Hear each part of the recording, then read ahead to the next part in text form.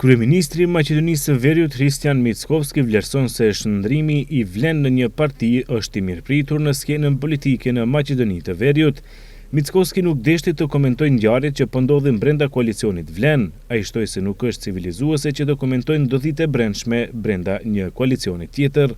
Nuk do të komentoj atë që ndodh brenda Vlenit, mund të them vetëm se kam komunikim jashtëzakonisht korrekt me çdo antar të qeverisë që vjen nga koalicioni Vlen. Do të thoja me shumë sukses, shumë të drejtë për drejtë. Kam komunikim të rregullt me miqtë e partive politike që janë pjesë e koalicionit Vlen. Mendoj se një konsolidim i tillë në një entitet politik është i mirëpritur në skenën politike të Maqedonisë.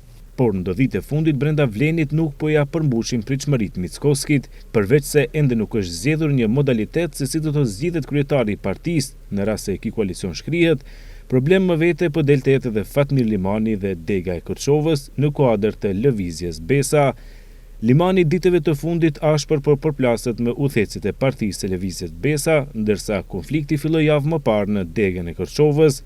Është e domosdoshme që vendimarrja të mbështetet në parimet e konsultimit, transparencës dhe respektimit të rolit të strukturave në të gjitha nivelet. Vetëm përmes një qasje gjithëpërfshirëse mund të ruhet identiteti, besimi dhe funksionaliteti organizativ.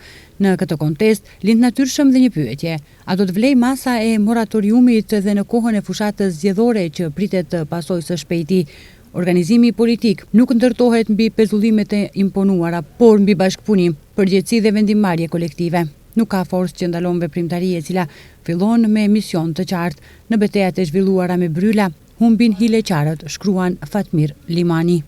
Ndërkaq nga lëvizja Besa bëjnë me dije se të gjitha degët, përfshi këtu edhe Degën e Kërçovës, i nënshtrohen moratoriumit të shpallur ditë më parë me qëllim shkrirjen e partive në koalicionin Vlen si një subjekt i vetëm.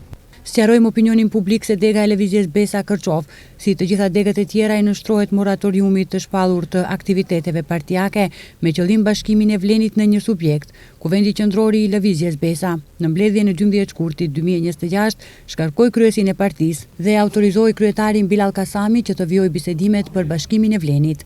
Në të njëjtën mbledhje u shkarkua dhe antari i Kuvendit Qendror dhe individi i nënshkruar sot në një kumtesë pa bazë juridike në emër të Degës së Kërçovës. Këto që shohim sot janë tentativa të motivuara nga jashtë për ta dëmtuar lëvizjen Besa dhe Vlenin, përfshir procesin e bashkimit të Vlenit në një subjekt.